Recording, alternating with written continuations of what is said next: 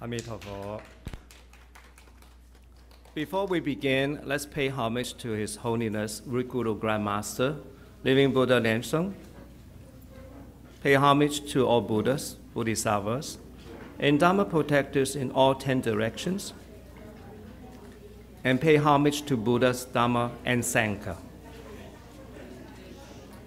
Here I pray for empowerment for today so that I can share His Holiness Living Buddha's teaching with good, virtuous intention, and may all sentient beings benefit from the ocean of wisdom, from the teaching of His Holiness, Root Guru, Grand Master, Living Buddha Lensung.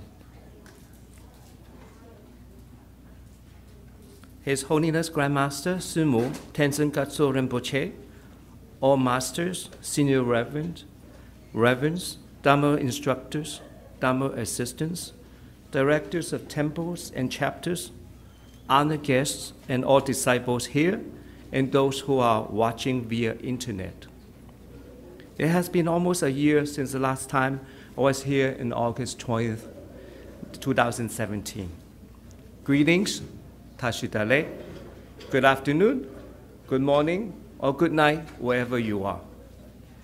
From 4 preliminary practice to the great perfection, external to internal practices, worldly to transcendental practices, deity yoga to haruka practices, common to uncommon practices, fire and water offerings, and even supreme teachings of the Tibetan Buddhism, such as Dzogchen, Mahamudra, Lamdre, and Yamatanka practices, all are included in the system of the true Buddha Dhamma, Tantra. As of today, there are 268 volumes of books written by His Holiness, Living Buddha Lensung, revealing and explaining the mysteries in Buddhism. I'm here to share the book number 154, The Aura of Wisdom, the Insight of Tathagata, with you because Living Buddha Lensung, an enlightened being, explains in detail the essence of Tibetan Buddhism. This book contains 90+ chapters, and each chapter delivers the teachings in a way that could be understood by the capacity of the readers, advanced level as well as introductory level.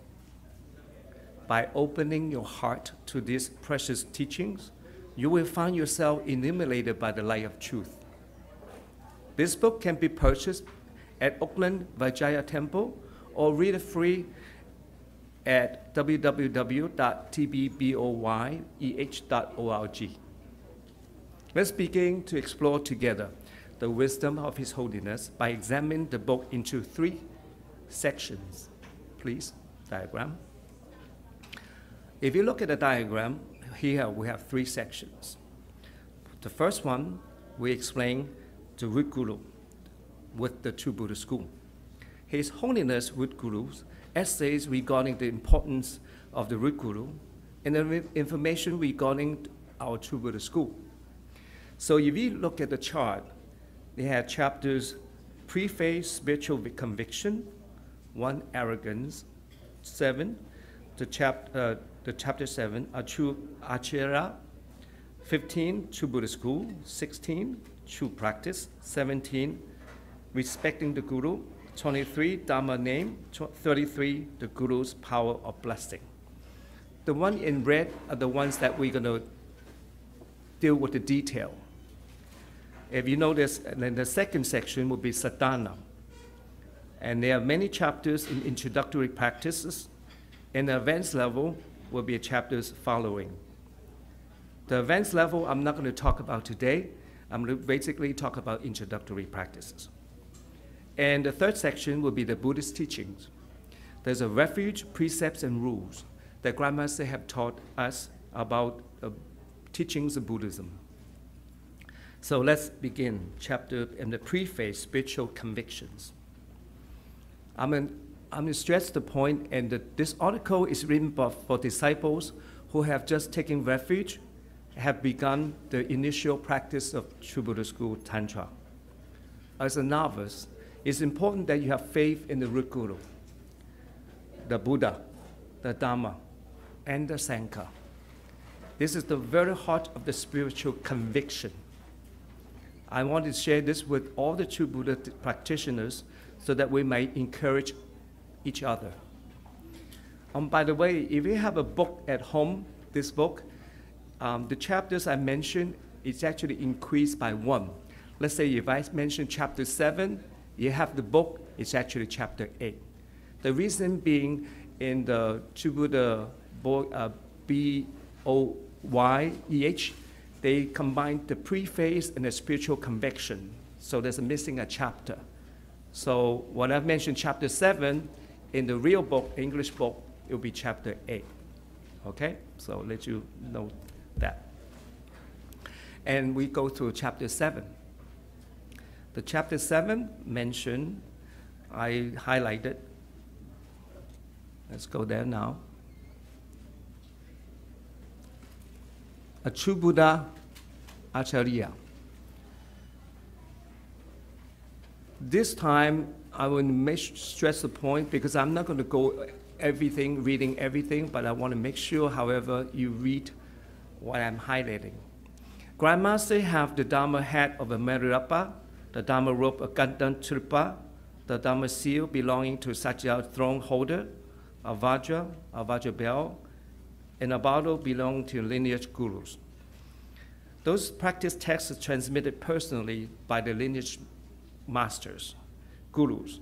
So this is authenticating our true Vajra master, which is our grandmaster, our good guru, master, grandmaster, living Buddha. Now we're going to go through chapter 17. I know it's going a little fast because I have 12 chapters to cover. It is a very important book to realize that this is an important book to read and also to understand. Chapter 17, and the book will be chapter 18, Respecting the Guru.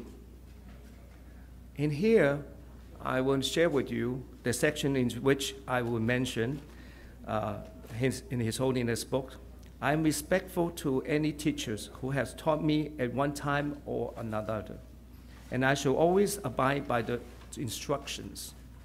When Padmasambhava rode on his horse and ascending to the sky, he said, "Only those who honor the Guru, treasure the Dharma, and practice diligently shall attain enlightenment."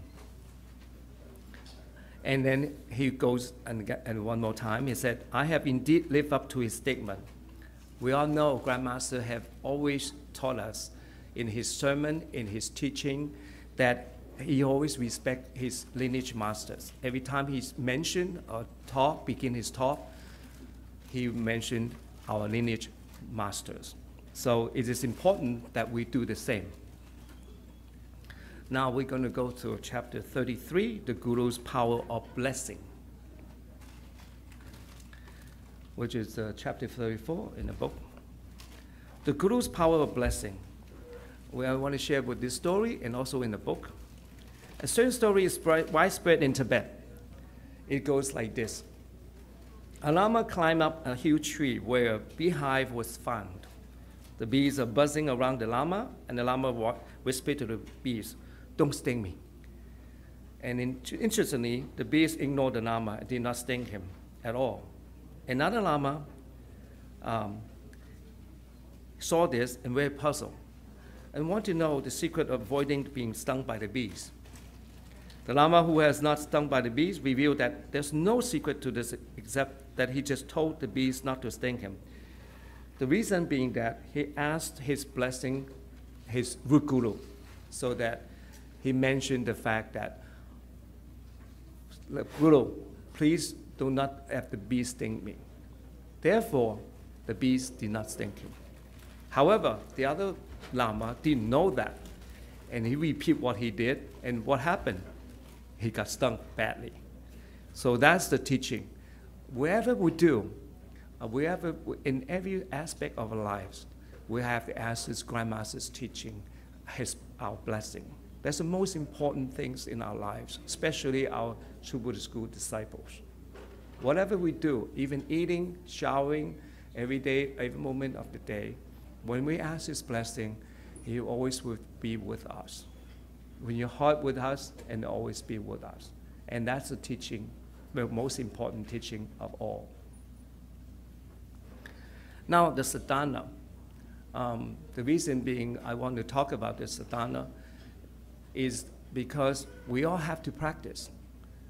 Grandmasters have taught us many things, but the most important that we need to practice every day. We may take advantage of the situation, so, oh, I can always get the blessing, I'm here all the time.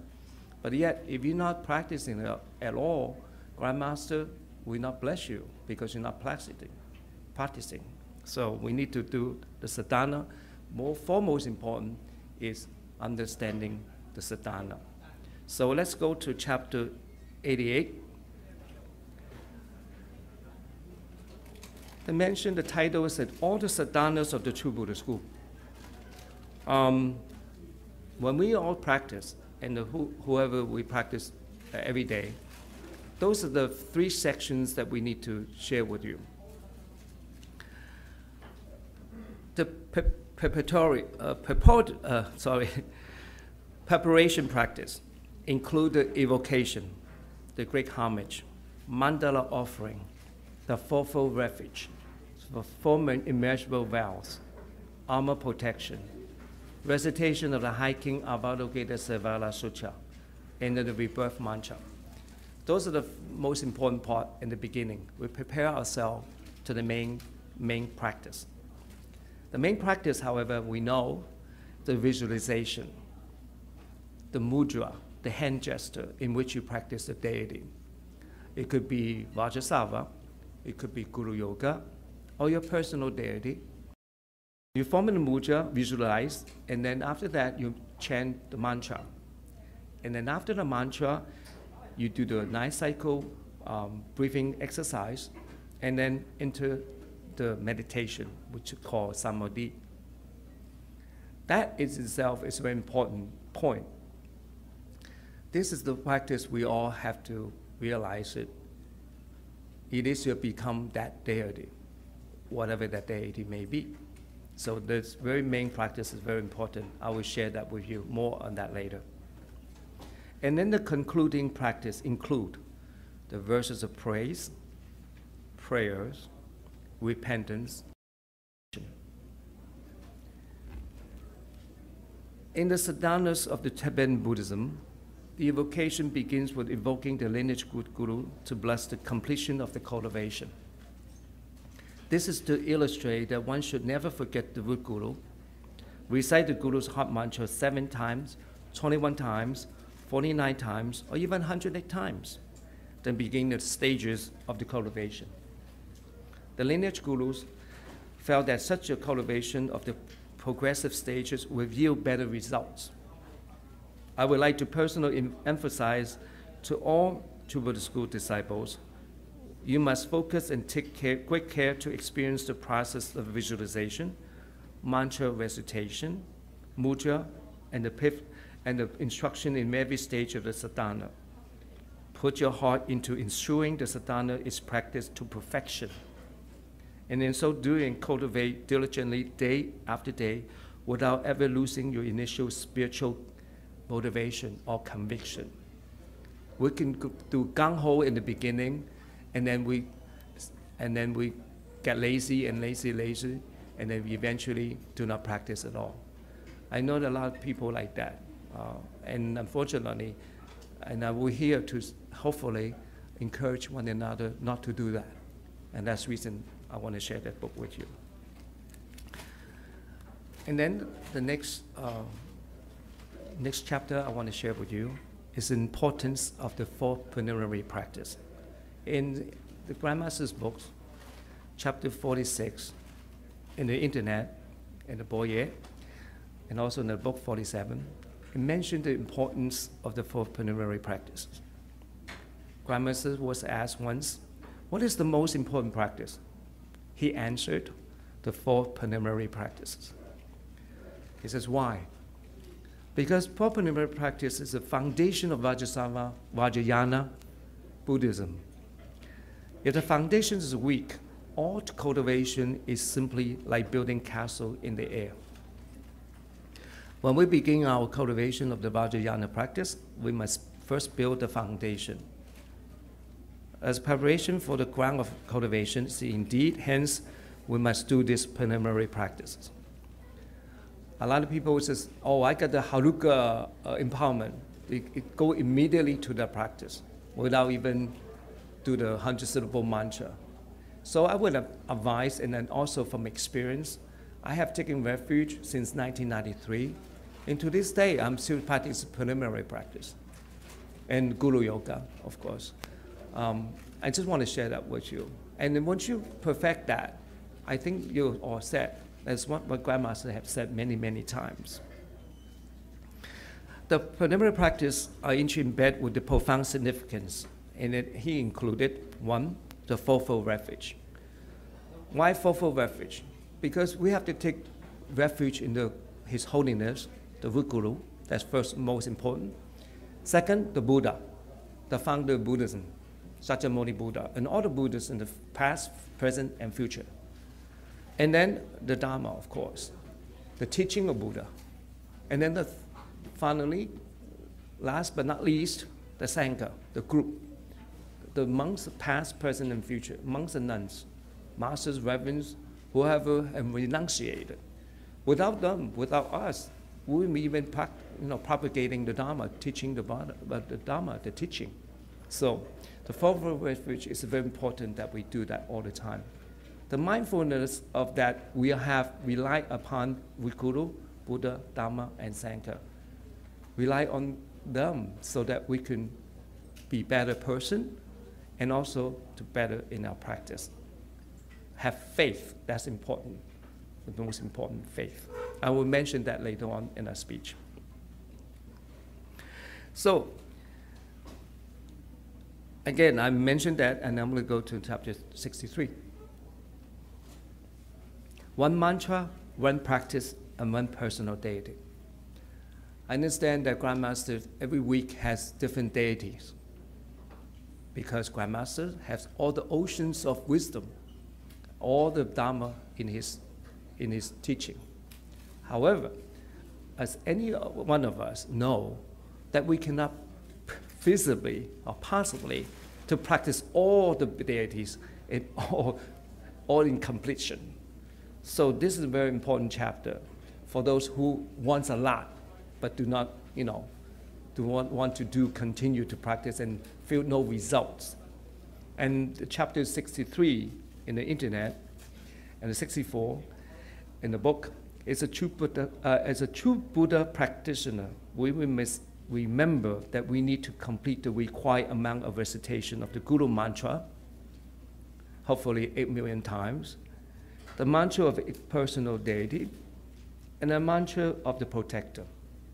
Those are the three roots that I mentioned last year. I'm sure you have heard many times. Those are three important deities.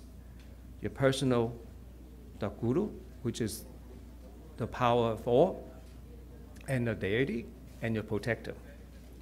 When you achieve spiritual resonance with the Guru Yoga, you're not far from achieving a spiritual resonance or response, in other words, through the personal deity yoga and the protector practice. This is because when we achieve spiritual resonance with your Guru, your personal deity and the protectors will eventually or naturally come along and give us the blessing. And that's the most important. I think I want to share that with you. And then the next chapter I want to share with you will be chapter 70. Pamakumara Mudra and the method of using the belt and the Vajra. When I first took refuge in 1993, I attended to the discourse of the Buddha teaching in May in 1993. His Holiness mentioned Vajra belt. That is from heaven. He did not know that, but it would appear to him he's followed the Vajra belt. I don't believe it totally because it appeared to me that I need to focus on his teaching and concentrate on his teaching And sure enough, this chapter explains that. Let's read this part. Since the Pamakumara city of Pure Land, the Pamakumara deity, its mudra, its mantra, and the method of using the bell and vajra are available only in the True Buddha school. It can be said that they form the uncommon practice. So use it wisely, use it to our benefit, to benefit not just ourselves, but for the all sentient beings. So I think I want to share that with you, with the sadhana. And then next sections I want to share with you is the Grandmaster's Buddhist teachings. It talks about the refuge, precepts, as well as the rules and regulations. And we go to chapter 5, purification of the mind. In the book, chapter 6. So just make sure whoever has a book at home can go to that. Chapter 5, purification of the mind. In a Buddhist teaching, not to do good any evil, to carry out all good deeds, to purify the mind. This is the teaching of the Buddhas.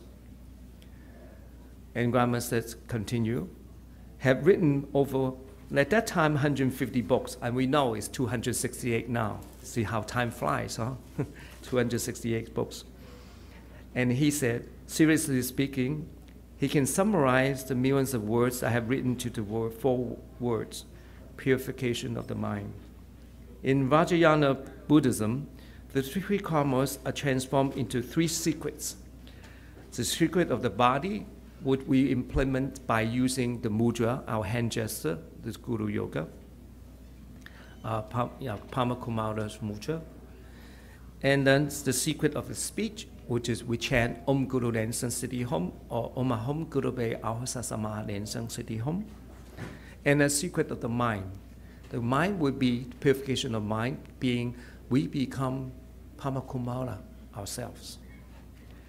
The purification of the body, mind, and speech are the essence of the teaching of the Buddha. So that is very self-explanatory. This is the most important part to all. So he mentioned again, we need to discern these matters carefully. He mentioned at the end of the sentence, so I would advise there's an important part that he mentioned. And I think we take heed of his teaching. Another chapter I want to mention, it would be chapter 13, keeping the codes and precepts. Any Buddhist, regardless of his affinity with Sutrayana or Vajrayana Buddhism, knows the necessity of keeping discipline. It is necessary to learn the 3 principles of discipline: meditation, discipline, meditation, and wisdom. Discipline refers to ending of all evil actions. Meditation refers to the stability of the mind in single-pointedness. Wisdom refers to the breaking of illusions to experience reality. What this means is simply through discipline, the pure mind finds peace. And when that mind finds peace, it is easier to enter the deep meditation. With deep meditation, it is possible to perceive all things clearly, allowing wisdom to arise. There are many sets of precepts and codes in Buddhism, including the 5 precepts. We all know 8 precepts, the 10 precepts, the Bodhisattva precepts, vows, and 250 monastic rules for monks, and 500 for nuns, and so on and so forth. Both Sutrayana and Vajrayana Buddhism must observe these precepts. And also, we have 14 root downfall, remember, that's also not included here, but I want to mention, and 50 Guru stanza, 50 stanzas of the Guru devotion. We all have to know that as well. It's not listed here, but I think I want to mention to the fact that our True Buddhist school practice Vajrayana tradition, and we have to know those 2 specifically. And we need to do that, know that, and study that as much as we can. And then we have chapter 43, the next one I want to share with you, the fourfold and sixfold refuge. It's similar to the personal deity, actually. And I want to underline the part that really stands out. It says, the body of the Guru symbolized the Buddha himself being on earth. The speech of the Guru symbolized the Buddha's expanding the Dharma. The mind of the Guru symbolized the original purity of the Buddha. This is the reason why the Vajra Master is the embodiment of the three truths of the Buddha, Dharma, and Sangha. Remember that. That's stressed again, and again. This is because Vajrayana rules state that the practitioner must first receive the transmission of his personal deity and protector from his Guru before he or she can cultivate those respective practices. I always remember the Mind Master before me and shared the wisdom with me. That is, when you realize that when you see personal deity, and one day when you practice long enough, the personal deity, the face of the personal deity look like Grandmaster. Let's say Padmasambhava. I know Padmasambhava is a Guru Rinpoche in Tibet, but when you practice long enough, the Padmasambhava's face is exactly like Guru, our root Guru. So I just want to share that with you, the wisdom. And the protector too. Let's say today we have Mahabala. And then one day when you practice long enough, you see Mahabala's face, even though in raffle form, you will see Guru's face up on top of that. So I want to share that with you, some of the things that other masters have shared that with me as well. Okay? All right, next one, chapter 67. The authenticity of the personal deity. Let's say you practice long enough, and we have maras. I mean, you have inside demons. Sometimes we all have that. We're not purified yet. I mean, hopefully all of us are purified at all time. However, one day you practice long enough, you see something, your personality come in. So let's read that chapter. The most important part I want to share that with you is, if the Vajrayana practitioners see the personal deity and suspect this is an illusory manifestation of the maras, what should the practitioner do? So Grandmaster teaches us here, how to resolve this? He said, when the personal deity appears and the practitioner is unsure of its authenticity, he or she may recite the root Guru's mantra 3 times. Om Guru Lensa Siddham, Om Guru Lensa Siddham, Om Guru Lensa Siddham. So, if the personal deity appears brighter and more vivid, this is the true personal deity appear in front of you. And you should continue practice without any moral. And then, however, if it's not, then that is illusory. It's not authentic. So just be careful on that. I just want to share that with you. So, very fast. I'm going very fast. I hope it's not too fast for you. But I'm prepared for this speech, so I'm focused and prepared for you, and you don't have to go through. And again, there are many chapters. There are 90 chapters. They're introductory. I'm going to mention introductory level. I'm not going to mention any advanced level, as like Landikish or whatever, Yatam. I'm not going to mention those, in fact. I mean, that's because it's an introductory course. And there's something different people, different advanced levels. So I'm just barely mentioning the introductory courses with you today. These are the chapters I'm sharing with you today. Thanks for your kindness and patience. And all the merits come from His Holiness.